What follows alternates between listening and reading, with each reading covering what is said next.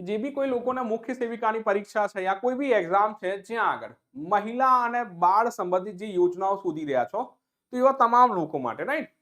જેમ કે આજથી સિરીઝ સ્ટાર્ટ થાય છે કે જ્યાં આગળ દરરોજ ક્લાસના એન્ડમાં એક યોजना કવર કરીશું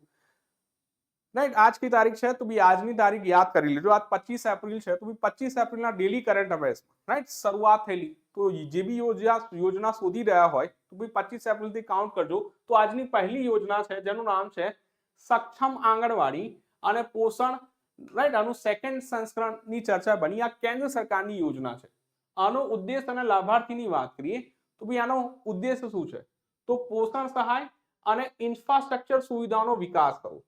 જેમાં જે બાળકો છે 0 થી 6 વર્ષ માટે તો અહીં કહે છે ભાઈ 0 થી 6 માસ માત્ર માતાનું દૂધ 0 થી 3 વર્ષ રાઈટ તમે કીધું પ્રારંભિક ઉત્તેજના અર્લી સ્ટિમ્યુલેશન સંવેદનાત્મક રમતો 3 થી 6 વર્ષ પ્રારંભિક બાળપણ સંભાળ અને શિક્ષણ રાઈટ આ શેની વાત કરે છે સક્ષમ આંગણવાડીના યોજના અંતર્ગત આ ટેમ્પલેટ હોવું જોઈએ સાથે સાથે મધર્સ માટે શું કહે છે કે ભાઈ આમાં કોને લાભ છે ભાઈ ગર્ભવતી સ્ત્રીઓ અને ધાત્રી માતાઓ ફીડિંગ મધર્સ હવે देखो यार આ યોજના છે કોઈ જ્ઞાતિ ધર્મ કે આવકના માપદંડ વિના માંગ આધારિત છે નજીકની આંગણવાડીમાં આધાર કાર્ડ દર્શાવીને રાઈટ તમે આનો લાભ લઈ શકો છો જેનું નામ છે સક્ષમ આંગણવાડી પોષણ 2 કિશોરીઓ રાઈટ 4 થી 18 વર્ષની વયજૂથ માટે આર્યન અને ફોલિક એસિડની જરૂરિયાત માટે ભઈ આ યોજના કામ કરશે ભઈ રાઈટ પોષણના સંદર્ભમાં કીધું હા સર સાથે સાથે આંગણવાડી સેવાઓ અને પોષણ ટ્રેકર माने कि अगर 6 कोर सर्विस की बात है आंगणवाड़ी में जे आ योजना के छे योजना नाम શું છે તો સક્ષમ આંગણવાડી કે ભઈ સક્ષમ આંગણવાડી શું કહે છે તો ભઈ આ પ્રકારની સુવિધા પ્રોવાઈડ કરતી હોય કે ભઈ ધાત્રી માતાઓને પોષણ જે જો વાત કીજી તમે કહેશો જે દીકરીઓ છે જે કિશોરીઓ છે એમના માટે જે એમના શરીરના જરૂરિયાત પ્રમાણે જે ફોલિક એસિડ અને આયર્નની જરૂરિયાત પૂર્ણ કરવી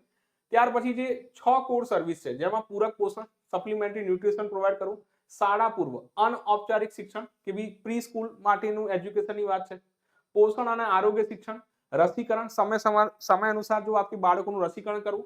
આરોગ્ય તપાસ અને રેફરલ સેવાઓ સાથે સાથે જે 4 5 અને 6 નંબરની જે સેવાઓ છે તો આરોગ્ય મંત્રાલય જેમાં નેશનલ હેલ્થ મિશનની આશા અને એએનએમ રાઈટ જે એક્ચ્યુઅલી નર્સ મિડવાઇફ્સની વાત કરી ભી કાર્યકરો દ્વારા પૂરી પાડવામાં આવશે ને વધારાની સેવાઓ રાઈટ કે ભઈ આંગણવાડીના સંદર્ભમાં તો બાળકો માટે કૃમિનાશક ગોળીઓ રાઈટ ડીવોર્મિંગ ટેબ્લેટ્સ भी આપવામાં આવે છે હેતુ શું છે હવે देखो यार પોષણ ટ્રેકર કે ભઈ આંગણવાડીની 6 સેવાઓ છે એની સાથે એક પોષણ ટ્રેકરની ચર્ચા છે હવે देखो यार આ પોષણ ટ્રેકર શું છે જે આ પોષણ ટ્રેકર છે તો ભઈ આને વર્ષ 2021 માં લોન્ચ કરવામાં આવ્યું જે શું કરે રિયલ ટાઈમ મોનિટરિંગ કરે मतलब કે જે બોગસ અને ગોસ્ટ લાભાર્થીઓ અટકાવવા આધાર સીડિંગ ફરજિયાત કરે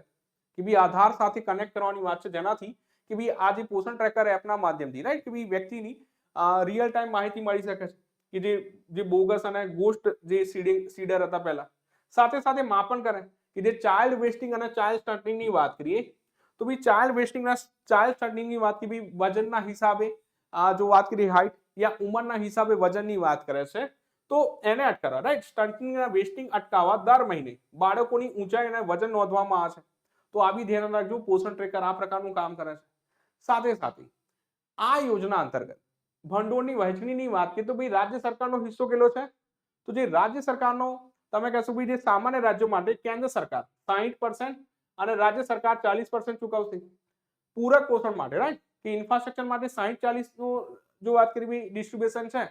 પૂરક પોષણ માટે ભી રાજ્ય અને કેન્દ્ર સરકાર 50-50% નું ડિસ્ટ્રીબ્યુશન કરશે સાથે સાથે કર્મચારીઓનો પગાર જો વાત की 25% કોણ ચૂકવશે કેન્દ્ર સરકાર અને 75% રાજ્ય સરકાર ચૂકવશે એ જ રીતે જે ઉત્તર પૂર્વ અને હિમાલયના રાજ્યોમાં જે ગ્રાન્ટ છે તો 90% કેન્દ્ર સરકાર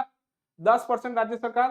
અને તમામમાં 90% ની કહાનીના 10% રાજ્ય સરકાર ભોગવશે કયામાં ઉત્તર પૂર્વના અને હિમાલયન રાજ્યોમાં પગારમાં રાજ્યનો હિસ્સો જો વાત की 75% જે વધુ છે તો આ બી ધ્યાનમાં રાખજો કારણ કે આરોગ્ય અને શિક્ષણ કોના વિષય છે તો ભઈ રાજ્ય સરકારના વિષય છે તો ધેટ્સ વાય એમનું ઇન્વેસ્ટમેન્ટ વધુ હશે ભઈ એમનું યોગદાન વધુ હશે તો આ પોઈન્ટ ભી ધ્યાનમાં રાખીએ સાથે સાથે પોષણના માપદંડ ભી આ બની શકે છે તો સામાન્ય બાળકો 6 માસથી 6 વર્ષ સંદર્ભમાં વાત કરીએ 500 કેલરીઝની વાત છે